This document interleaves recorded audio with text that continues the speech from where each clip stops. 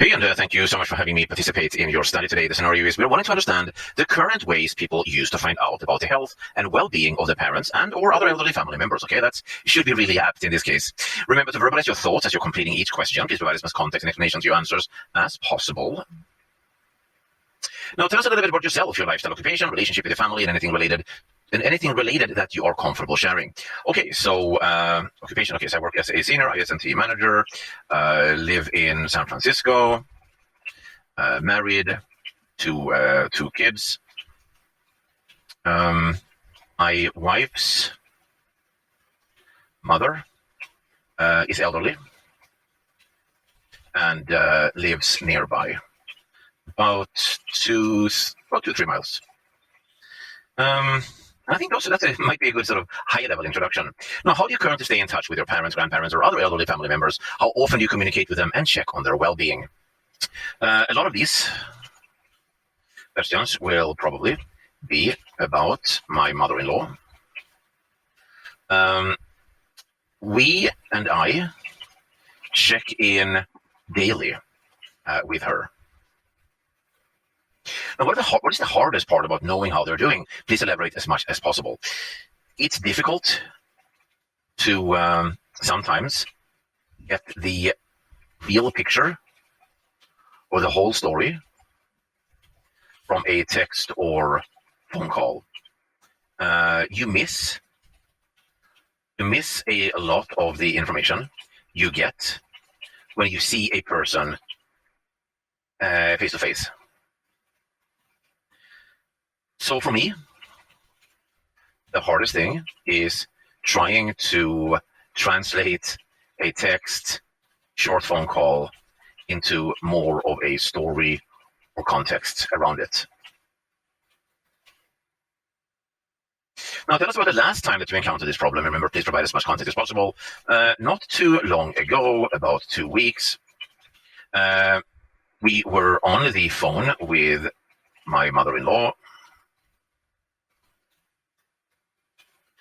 and we were talking about how she was eating. We had recently done grocery shopping. She said everything was fine and not to worry. Something didn't feel right.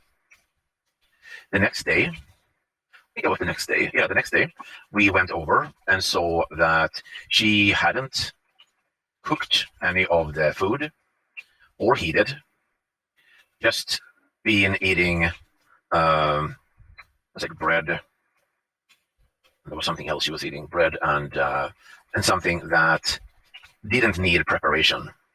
She basically had been so tired and achy that she didn't have the energy to cook, but didn't want to worry us about it. Now, why was that problem difficult? Is there some contributing factors that made it difficult? It was difficult due to that the story we were given was not accurate. But the reason it wasn't was because she didn't want to worry us. So it made it more difficult as it was as it was challenging to understand that at the time. But what, if anything, have you done to try to solve this problem? I have a brother-in-law that lives a bit further away, who is the son of my mother-in-law, who lives a little bit further away, and he is able to now go over and visit 3 times a week. We go over another 3 times a week. So there is a closer, more frequent check-in to ensure that things are as they are conveyed. I just don't want her to feel as if she as if you can't be honest and tell us things. Yes, we will probably worry very much, but I think if we know about things, at least we can do something to something about it. Now, what do you and don't you love about the solutions you've already tried, and why? I like the frequent face-to-face visits, and that we can feel much better about how well we understand her daily condition and well-being. The downside is, of course,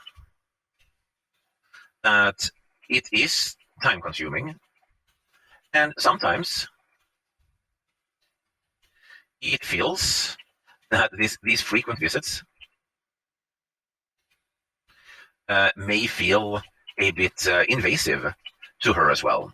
So she has a private place she lives, she has a private life, but now we're coming over 6 out of 7 days a week.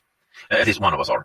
We are developing a smartwatch that measures the health and activity levels of the user. That information is made available in real time to the user's loved ones. As their family member, you can access their healthy status via an app on your smartphone.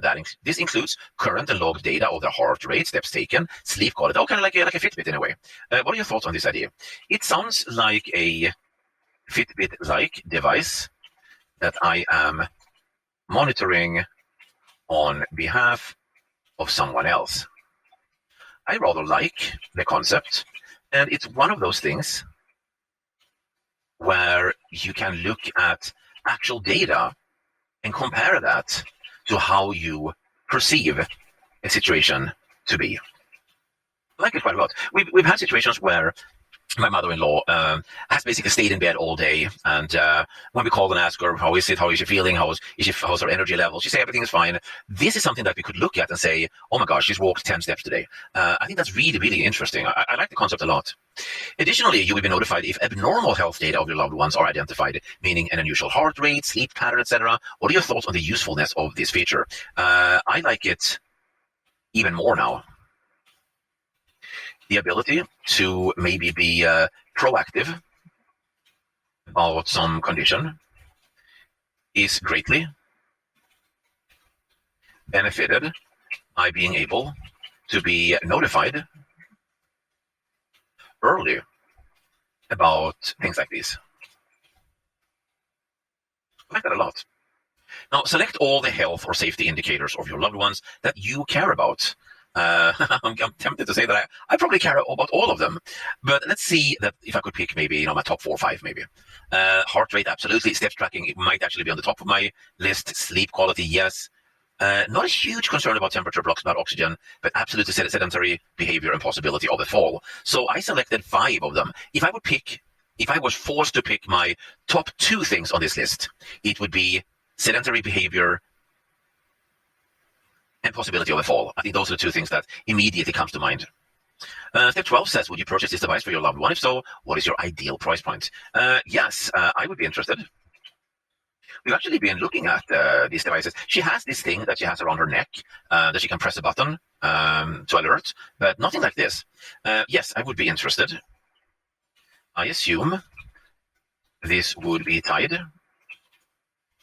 to a subscription service.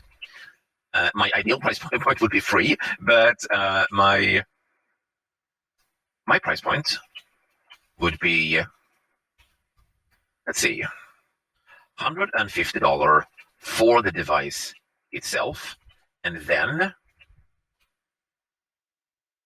$19 a month for subscription. I think that's actually a good sort of middle of the road price point for me, because prices are funny because they carry perception with them. If they're priced too low, you look at them and say, well, that can't possibly be any good if it's only $15 and the subscription is only $1 a month. Obviously, something is not on the up and up here. So if it's priced too low, you get the perception, or they might be perceived, in my case, as lower quality. But then, of course, if they're too expensive, then you won't fit them into your budget. I think $150 for the device as a one-time fee and setup and all that good stuff, and then ongoingly, let's say $19.99 a month or something like that, which would be like $240 a year, which I think would be reasonable. Now, what are some other health measurements or smartwatch features you would like to see? If the ones you mentioned are not feasible to add, would that be a deal breaker? GPS location, which is something that obviously should be able to be turned off and turned on. And if it's turned on, obviously that will be in a discussion with your elderly parent to make sure that they understand what that means and that they agree to it. I don't want to feel like I'm spying on anyone, but it could be helpful. Especially in this case, that she has a garden and she goes out there a lot, and she goes across the street sometimes, and GPS location could absolutely be helpful here. Other sort of smartwatch features, I think it already mentioned heart rate. I think it already mentioned steps counted, risk of falling, maybe like an impact sensor. I'm trying to think what else would be helpful. Oh, and the ability to talk to and from the device. Meaning, let's say that it's a smartwatch, and I can actually talk to it. I could be on my phone, and I would say, "Hey, Elsa, are you doing okay?" And she would hear that on her phone, and she can say, "Yes, I'm doing fine." I mean, that would be really, really handy, especially if it's a watch. It's something that she would have with her 100% of the time. Waterproof as well, so that it can be worn in the bathroom. Now, if the ones you mentioned are not feasible to add, would that be a deal breaker? I think the only one that might be a deal breaker is if it's not waterproof. I can absolutely see that being a concern if she takes it off when she washes her face, or she has like a bench in the shower that she sits on. If she would have to take it off every time she goes into the shower, that would be a concern as well, because the shower is absolutely one of the areas where it's most likely to fall. Now, maybe contact you for additional questions. If so, please indicate the best number to reach you. Sure, 415-935-1003, or simply send me a message here on the YouTube testing platform. Share additional thoughts about this project. Interesting concept that I think could be a great tool for many families, depending on quality, price, and of course features. Thank you so much. I had a really good time going through this. If you have any follow-up questions for me, anything at all, let me know. I'd be more than happy to get back to you, and I will try and do that within 24 hours. Have a great rest of the week, and stay safe, guys. Thank you. I really enjoyed this.